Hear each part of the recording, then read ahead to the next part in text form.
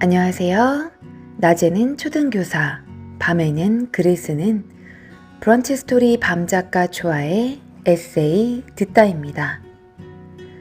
학창시절을 떠올리면 기억에 남는 선생님 한 분쯤은 계실 텐데요. 오늘은 저의 첫 발령지였던 정선에서의 추억이 가득 담긴 이야기를 들려드릴게요. 행복한 학교 만들기에 진심인 평범한 초등교사의 특별한 이야기 속으로 여러분을 초대합니다. 에세이 듣다.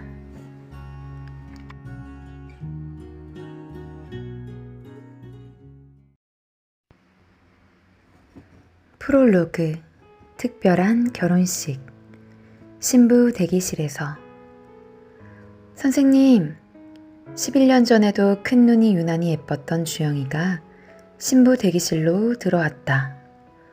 어머, 주영아, 정선에서 여기까지 온 거야? 고마워. 네, 선생님. 진작 찾아뵀어야 했는데. 감정이 북받쳐 오르는 듯 말꼬리를 흐리는 주영이의 눈시울이 금세 붉어졌다. 어머, 왜 울어? 울지 마. 선생님도 눈물 나잖아. 아, 안 돼. 화장 지워진다고. 별명이 수도꼭지였을 정도로 나는 눈물이 많다.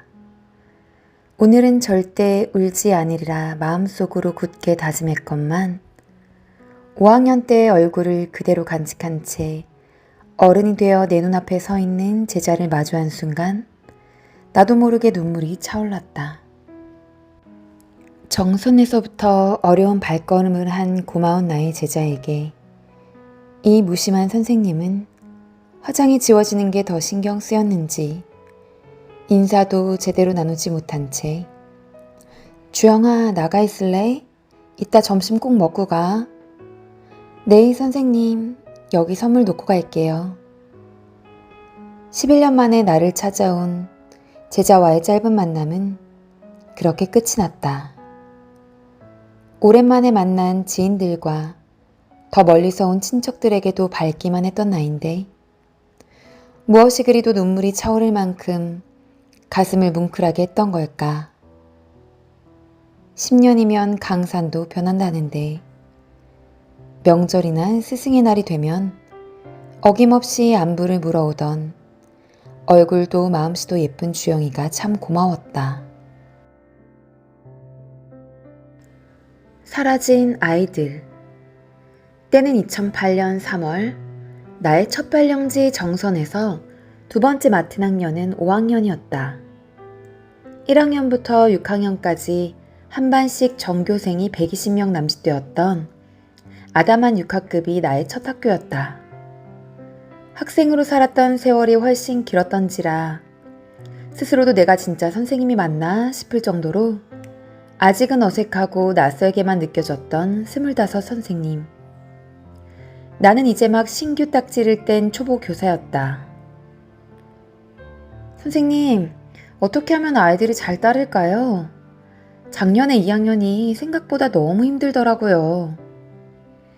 박 선생님, 선생님이 너무 잘 웃는 것 같더라고. 학기 초에 아이들 못 잡으면 1년이 힘들어지니까 웬만하면 3월엔 아이들 앞에서 안 웃는 게 좋을 거야. 아이들에게 자칫 만만하게 보일 수도 있거든. 아, 잘 알겠습니다. 감사해요. 내심 실망스럽게 느껴졌던 조언이었지만 이제 막 사회생활을 시작한 나는 최소한의 예의는 갖추어야 할 것 같아 연신 고개를 끄덕이며 경청했다. 선배 선생님들께 이런저런 조언을 구해보기도 하고 다른 교실을 기웃거리며 학급 운영에 대한 팁을 귀동냥으로 얻어보기도 했지만 결국 교실 안의 어른은 오롯이 나 혼자뿐이니 직접 부딪혀가면서 하나씩 배우는 것 말고 다른 뾰족한 묘책은 없어 보였다. 작년에 2학년을 마냥 귀여운 어린아이들로 쉽게 생각하다가 제대로 쓴맛을 봤던 나는 올해 한층 더 비장한 각오로 아이들 앞에 섰다. 교대 음악교육과에서 합창 과목이 있었는데 그때 배운 복식 호흡은 교실 현장에서는 전혀 다른 용도로 쓰이곤 했다. 배에 힘을 딱 주어 소리도 질러보고 때로는 진심으로 마음을 쏟아부어도 초보교사 딱지가 내 얼굴에 붙어있기라도 한 듯 아이들은 기가 막히게 내 바람대로 움직여주는 법이 없었다. 그날도 여느 날과 다를 바 없이 10분의 쉬는 시간이 끝나고 3교시 수업 시간이 되었다. 아이들은 하나같이 더 놀고 싶다는 간절한 눈빛을 보내면서도 하나둘씩 자리에 앉았다. 그런데 몇몇 여학생들의 얼굴이 보이지 않는다. 무슨 일이지? 뭐 놀다가 조금 늦을 수도 있지. 라고 대수롭지 않게 생각하며 조금 더 기다려 보았지만 아이들은 들어오지 않았다. 교실에 있는 아이들을 두고 그 아이들을 찾아 나설 수도 없는 노릇이었다. 지금이라면 교무실에 상황을 알리고 도움을 요청했겠지만 그 당시에는 이 상황을 교감 선생님께 알리면 뭔가 내가 아이들 지도를 잘못하고 있다는 것을 광고하는 것만 같아 자존심도 상하고 민망한 생각도 들어 애써 아무 일도 없는 척 담담하게 교실에 있는 아이들과 수업을 진행했다.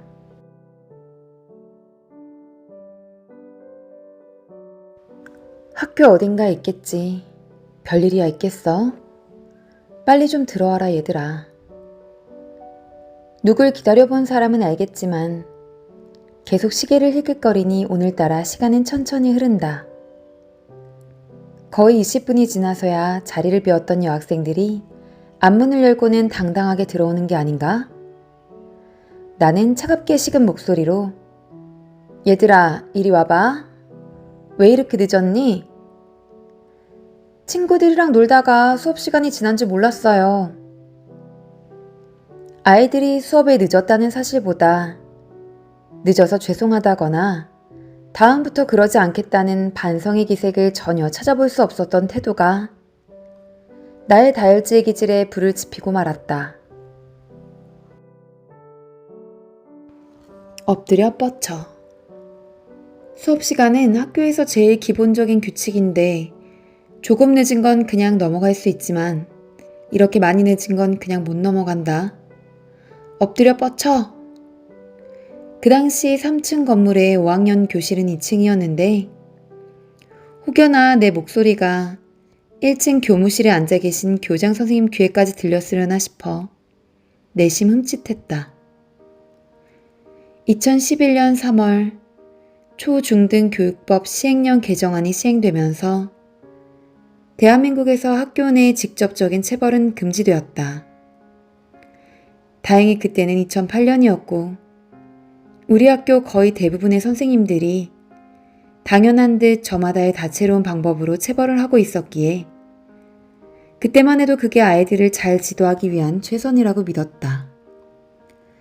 선생님, 제가 왜 엎드려야 돼요? 전 선생님한테 맞기 싫어요. 늦게 들어온 아이들 중 몇몇이 강하게 반기를 들었다. 매를 거부하는 아이들에게는 매를 드는 것조차 아깝다는 생각이 들어. 그래? 그럼 너희들은 들어가.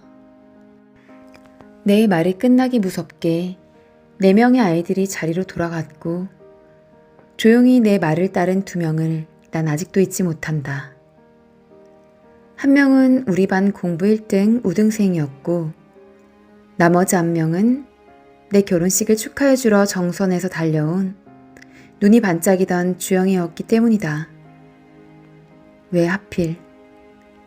속마음은 다 들어가라고 하고 싶었지만 이미 내뱉은 말을 번복하기 싫었던 건지 수업 시간에 늦으면 벌을 받는 거라고 강력하게 훈육하고 싶었던 건지 아무튼 나의 사랑의 매는 그렇게 속절없이 우리 반 1등 혜진이와 큰 눈이 반짝이던 주영이의 엉덩이로 향했다.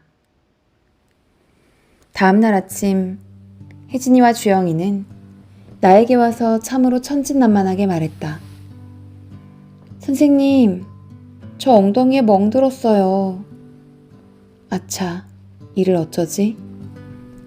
속으로 무척 미안하고 당황스럽고 어제의 내 행동에 대한 후회가 밀려오면서 내심 부모님이 아시면 많이 속상해 하실 텐데 걱정되는 마음에 많이 아팠지?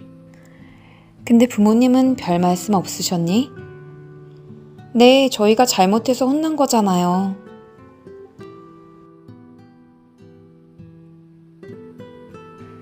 지금의 나를 만든 건 나는 지금도 주영이를 생각하면 그날의 일이 떠올라 미안하기만 한데 주영이는 오히려 가르쳐 주셔서 감사하고 찾아뵙지 못해서 죄송하단다. 여러모로 미숙한 담임이었는데 아이들은 고마운 것만 기억하는지 저리도 너그럽다. 아이들로 인해 지칠 때도 많지만 어쩌면 교사인 내가 아이들에게 주는 사랑보다 훨씬 더 큰 사랑을 받고 있었던 건 아닐까. 5년 전 주영이에게 선물로 받은 아로마 캔들을 꺼내 불을 켜본다. 영롱한 촛불이 흔들리며 촛농이 차오르는 것을 가만히 바라보니 아이들의 얼굴이 하나둘씩 선명히 떠오른다. 주영이가 정성껏 써내려간 편지를 읽어본다. 사랑하는 선생님, 먼저 결혼 너무 축하드려요. 아침 일찍 청첩장 보내주셨을 때 너무 행복했어요. 얼굴 못 뵌 지 11년쯤 되었는데도 불구하고 절 기억해 주신 게, 잊지 않아 주신 게 너무 감사했기도 했고요. 처음 선생님과 인연이 된 건 초등학교 5학년 12살이었죠 아마. 저희 학년 아이들이 유난히도 개구장이었고 말썽꾸러기였던 걸로 기억해요. 이런 아이들이 지금은 벌써 23살이 되었고 빠르면 사회인이 되어 있는 친구들도 있고 대학생으로 아직 공부를 하고 있는 친구들도 있고 군대 입대해 군 복무 중인 친구들도 있어요. 다 같이 결혼식에 갔으면 좋았을 텐데 각자의 바쁨들이 발길을 돌렸어요. 이렇게라도 전 선생님 얼굴을 뵐 수 있어서 감사하고 너무 행복해요. 항상 연락으로만 찾아뵙겠다고 말만 하고 정작 찾아뵙지는 못해서 늘 죄송한 마음 가득이었어요. 편지를 너무 오랜만에 쓰는지라 내용도 글씨도 너무 엉망이네요. 예쁜 마음으로 이해해 주세요. 내일 선생님 뵐 생각하니까 너무 좋아요.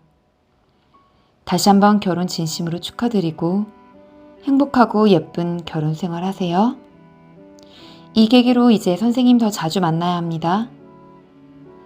따뜻한 4월의 신부님, 예쁜 모습으로 내일 봬요. 사랑합니다, 선생님. 제자 주영.